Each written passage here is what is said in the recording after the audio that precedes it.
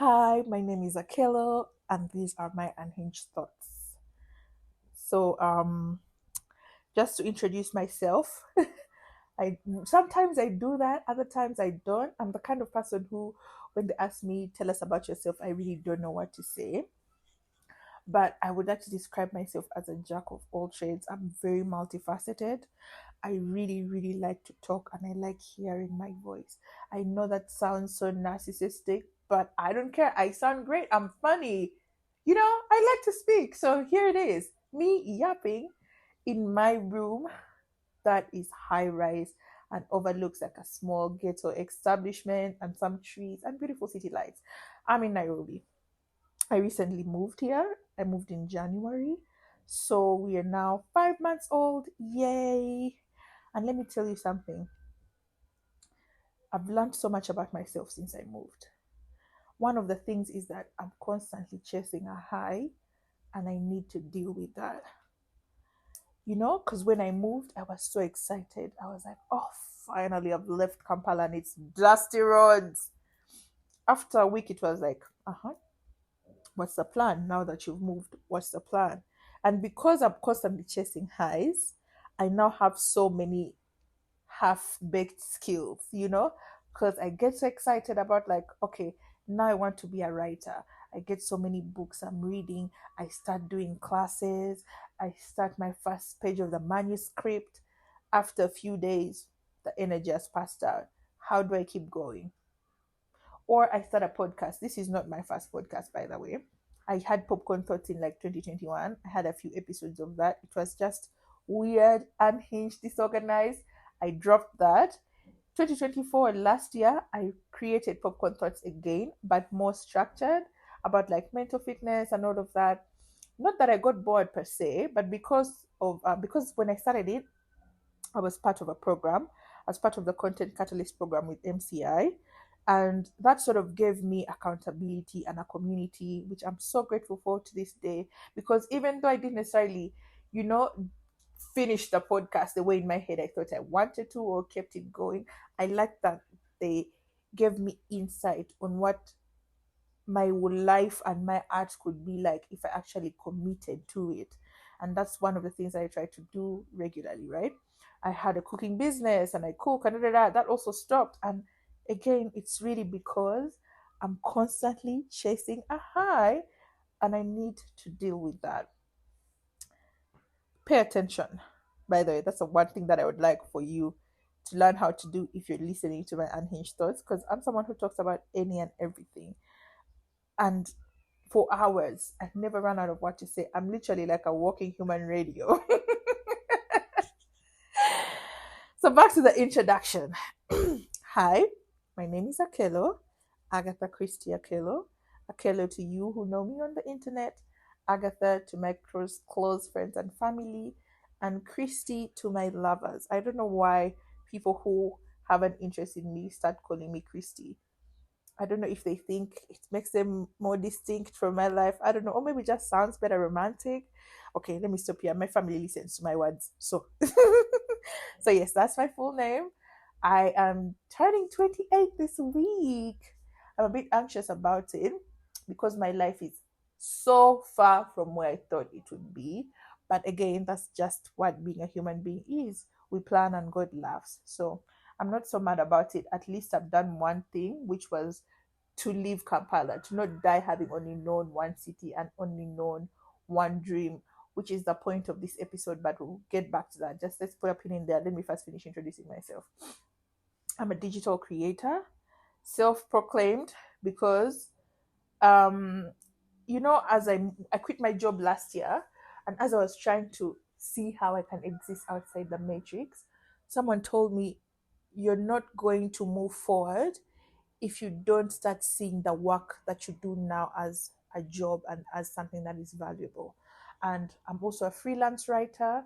I contribute to the legacy with Macquarie University. I have a few clients here and there. So if you want any work written, holler at me. I'm really good at that. I have a podcast, like I mentioned, which is Popcorn Thoughts, where I talk about mental fitness and just really on, trying to simplify mental health for youthful people like you and me. because I had a hard time when I got my first experience of depression, and I didn't like that no one was paying attention to it in the Ugandan context, in the African context, and that's really what you know kickstarted my journey as a creator. I'm also now a lifestyle and a lifestyle creator, I should say, because I like food, I like fashion. So you find that a lot of my page and a lot of my work bounces around that. I recently started doing TikTok. I love that it's a free space, but I also want to see if I can bring the same energy and structure that I had in Instagram to TikTok. So that's something that I'm really trying to learn now, besides how to stop chasing highs. So yeah, I hope that that's the introduction enough. So Agatha Christie, 28, writer, podcaster, content creator, loves food, loves fashion. That's pretty much it in a nutshell. But there are very many other things that I've done with my life, and I hope that from time to time, if the story pops up, I'll come and share it here because hey, it's Akelo Unhinged, you know. Last night, speaking of highs, last night as I was doom scrolling before bed, which I assume is something we all do in this day and age. Thank you. One of my friends, she's called Digna. Hey Digna, in case you listen to this, hi. And if you don't, well, you inspired me to give my perspective on what you said on your stories about the Ugandan dream. Currently on X and Ugandan Twitter, I think someone said that the Ugandan dream is mediocre. And so Digna's response to that was that there is nothing wrong with the Ugandan dream because she's comfortable with her life. Growing up, she always wanted to have a job, a family, children, and to be married. And she has all of that now and she's happy. But on Twitter, people are saying that that's just not enough. And let me tell you something. I don't know what it is, but the attachment Ugandans have to mediocrity needs to be studied. It's so annoying for me. But it doesn't disregard the fact that if you're happy with yours, well and good. Well and good. Especially if it's to a high standard, by the way. Because this is someone who is definitely comfortable with their life. They are not doing poorly from what my eyes can see. They have the car, they have the child, they have the nice home. Of course, it's fine. But if you don't have those things, chances of you hating Kampala become high. Let me speak for myself, right? Let me speak for myself as to why I moved and why the Ugandan dream just didn't satisfy me. I changed jobs so much for some reason. But at a certain point, I was like, I can't live like this. Because in 2020, I was working at a hospital, but then I realized that my personality didn't really fit customer service. And I know what you're thinking, Agatha. You have your vibe, you light up rooms, but it gets overwhelming. I'm someone who actually likes to keep quiet sometimes. I yap a lot, yes, I know. But if I'm alone, like in my house like this is actually low key weird for me because usually I'm either reading a book or just looking outside at people. I don't really like to talk when I'm in my own space because, excuse me, because when I'm outside, I'm yapping a lot. So, anyway, I realized that because of that, there are times when my energy would just go low and I would no longer want to talk to the person. So, it started to reflect into my work performance. And I was getting so many disciplinary hearings. I was like, you know what? I don't fit customer service. So, I quit that. This is 2020. So I quit that and I said, let me see how I can exist on my own. And that's when I started like, this is 2021. Mind you, I missed graduation twice. That is also another story. And I was like, because I missed graduation twice, my peers were 2 years ahead of me. In my eyes, my peers were 2 years ahead of me. So I was like, since I have 2 free years, what can I do with myself? I started to explore every single thing I had an interest in, whether it was cooking, writing, da, da, da. And that's how I got my business, which was Keller's Kitchen, and I was selling wings. It was really nice. I was making money every weekend. Da, da, da. However, I got stressed out and then my face got swollen. I got so overwhelmed. And the doctors were like, whatever you're doing with your life right now, you need to chill. It's not working for you. It's stressing you out. It's raising your blood levels, So I said, fine, let me do the Ugandan thing and get a job that I will stay in for 20 years. So I got hired as an administrator at an asset finance and fleet management company.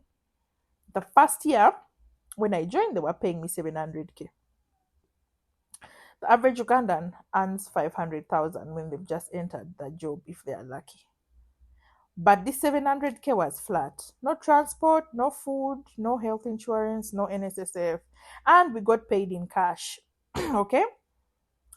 After a year, they increased by 100K. I started earning 800,000. On that 800,000, so me in my eyes, the way I saw it, I had 100Ks.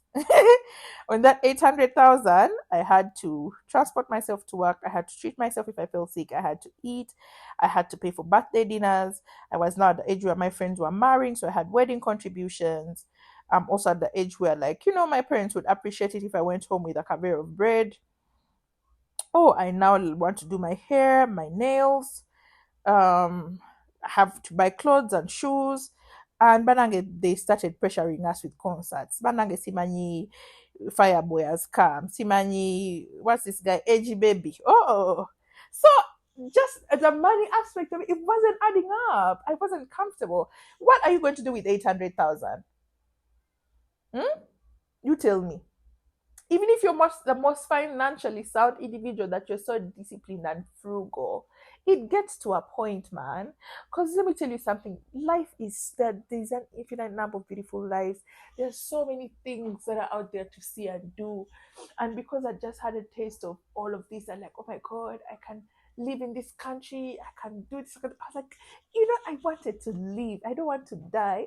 And the highlight reel in my brain is just dodging potholes and ducking from just the dusty red hues of Kampala, bro. What the hell? Anyway, so I was like, let me learn an extra skill. So in 2022, I got my car 500K and I went to learn how to be an MC. So I started MCing. But that also took a while to pick up. And also, I don't know, again, because I'm constantly chasing highs, I don't know if that means that I now don't invest fully into things.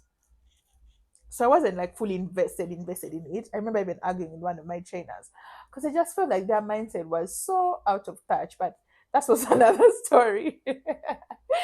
Anyway, so now I had my income as an MC. I started doing karaoke nights in Samba. They were giving me 100K every Thursday. So now that was an extra 400,000 per month. Now I'm on 1.2 job. That's 100K. Sometimes I would eat it even that night. Like if a friend came, we drink it. So it wasn't really adding much to me. However, it was giving me entertainment money. After some time, I don't know what happened.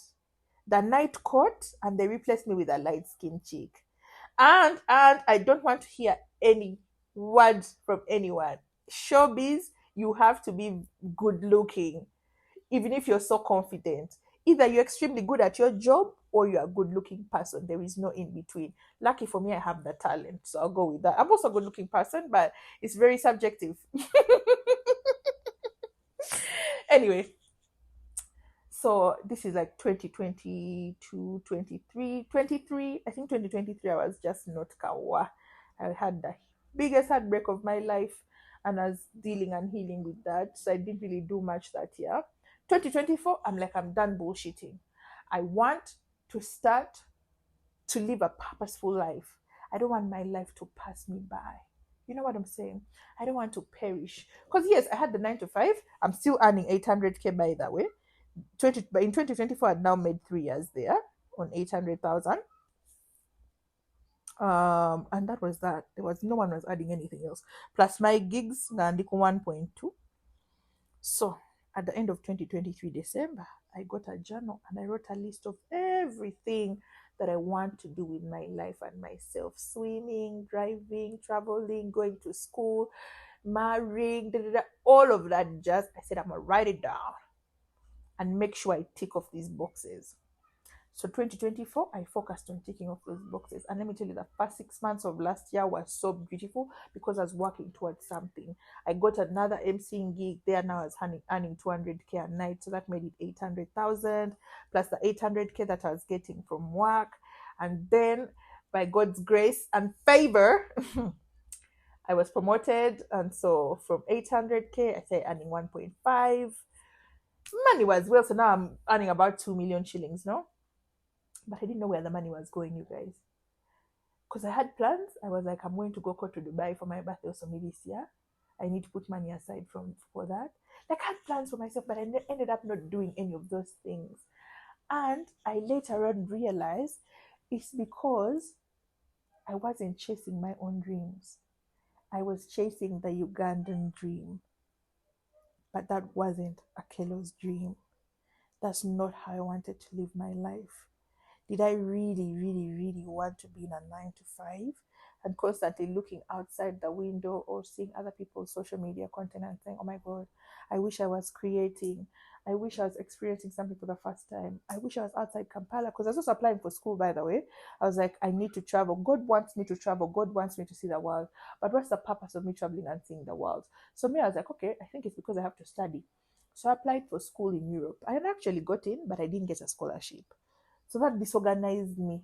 I think what disorganized me so much was now the rejection. I reached a point where while things were going well, the gig that I got of quiz night that was giving me 200K a night, it was stressing me out. I don't even know how. I think either it's the devil, mstani yanke mawallahi. Because why did I? Well, it wasn't a bad opportunity, you know. But just something felt off, something felt heavy. I couldn't shake off the feeling like I can be doing more with my life and my time. So I had a few issues with management. I also felt like I was a shit employee. I was like, I didn't want to be scattered around the place, you know. I didn't want to work Monday to Friday, but then Thursday nights I'm working. Saturday I'm doing my podcast or emceeing somewhere. I was so busy but not producing anything. That's how I felt. So after thinking and doing an overhaul again, I was like, you know what? Let me start from scratch. I wasn't healthy also mentally. And I know this sounds like some weak people shit because you really have to see it through again. It's part of the following through, which I'll come to that. So when I got rejected for going to school and just the following through of like, how do I exist? I decided, let me quit. Let me quit. Let me clear out everything. Let me exist like if I was just stepping into adulthood afresh, what would I do differently? So I quit without a plan because I'm confused like that. Self sabotage is me and I'm it. You guys, when I tell you that the first 3 months of unemployment, I didn't know what to do with myself. And I'm like, you wake up on Monday, you know that kind of guilt that comes when in the morning, like in my apartment, you're smelling people's perfumes from the corridor, you're hearing cars starting, engine starting, you're hearing school children in the school nearby singing. I was like, I've done this to myself. Oh my God. And I didn't want to tell my parents because my family has the thing of Agatha, you're always quitting, you need to sit still. But I'd sat still for 3 years in one job and I wasn't moving forward. Actually, the one thing that made me finally quit is while I was getting all this money, again, I was being paid in cash and I still had no benefits. So I think the only benefit I started getting was well lunch, but there were no medical benefits and I hurt my toe. If you follow me on IG, remember the toe. That like something fell on my toe and I had to lose my entire toenail. That was the most excruciating pain I've ever felt in my life. I almost vomited from that pain. And I had to cater for that bill. It was an unexpected expense and it was so expensive, it was so painful. And I realized, and the work had become more demanding because, as you know, if they're promotion, if they're paying you more, you have to do more. And it just annoyed me. I was like, if I died today, these people wouldn't even pick 10 cake a wire to add to my cause. I would die just like that. So I got annoyed, and that's really mainly the reason why I quit anyway. After 3 months, I was like, now you're outside the matrix. Now I've discovered free will. What am I going to do with it? I go to a friend of mine. I'm ranting with it. I'm ranting. I'm like, man, I quit recently. I don't know what to do with myself. He's like, Agatha, if you're outside the matrix, be outside the matrix. You've decided that this is how you want to exist. You don't want to be in a 9 to 5. You want to see what life would be like if you were chasing your own dreams. What does that look like for you?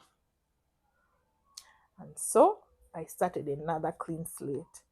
How am I going to exist outside the matrix?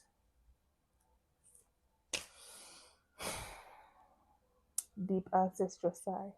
The first thing I had to do was come clean to my parents. I was like, you know what? You have so much hope in me in this life now. Yeah. Echa employee chiganye. I find that I don't easily fit into the corporate space. I find that I don't have like, and the biggest reason is because while I have emotional intelligence, I don't know if I have emotional control. I'm the kind of person, if you go low, I go lower. I don't care if you're the president or what. If you do funny things around me, I will light your ass up, because why are you behaving that way? Be so serious. But you can't do that in corporate spaces, man. You have to have decorum. So I need to deal with that, obviously. Anyways, so I came clean to my parents. I was like, I need to figure out what I'm going to do with my life. Luckily, in that short time frame, I was free. My sister had a business trip in Nairobi. She's like, "Do you want to tag along? Because like my help doesn't have documents that would allow her to cross the border, but you do." I was like, "Bet." So I came to take care of my nephew while she did her business meetings. Then I looked at Nairobi Banag. These people don't have dust. These people are cashless, so which means you any money works. Like, if you have only mobile money, you'll be fine. You don't always have to have cash. It's a small thing, but it's such a huge convenience. Things work 24 hours here.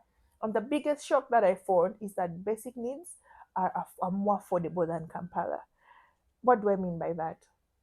When you're renting, you don't just rent a house. You see, Kampala, when you rent, you just have the room and the askari, and even as a kasasido, you have to give it separately. You also have to pay security separately. Here, they kind of give you a package deal where there is a building, but like mine where I live, my rent is less than 500,000. If I'm being completely open and honest, but there is a pool, there is 24-hour security. They give us trash bags at the beginning of every month, so there's a place where you just go and drop your trash. That's a big deal, because you know how Kampala and trash and garbage collection, you're struggling with that. The government needs to deal with that, amongst other things. Anyway, they give you trash bags. There's proper like waste disposal. Um, there's a 24-hour supermarket and restaurant, so there's like an abundance of things. There's a rooftop bar. The internet is fast and affordable. You don't really have to go outside, which is why I'm also creating more, because I can afford to post regularly. There in Kampala, if you're posting your 2 GB, you scroll through Twitter once like this, you have used 50%. And so it makes it hard as a creator in Kampala to thrive, because the cost of entry is just a little bit high for the average person. And that's not the same case here. Here you have access to quite a number of things. So yeah, I make the executive decision. I'm like, you know what? Let me move. Where I am in Kampala, I can't even afford the house anymore. But here, even if my studio is tiny, this is the smallest house I've lived in. Honestly, this is the tiniest room I've had. Besides hostel, this is the smallest house I've lived in. But I'm just so happy, and I'm so comfortable, and I'm so grateful to God that I made this move, because it goes to show you that when you put one foot forward, the steps will eventually show. And I know it sounds really Pepe Minambo vibes, or Jay Shetty, motivational speaker, whatever you like to call it. But it's really true. In this life, you have to take the first step. So all of this yap to say, forget the Ugandan dream, forget the American dream. You, as you, what is your dream for your life? And if you have your dream for your life, how are you going to achieve it? What systems are you putting in place?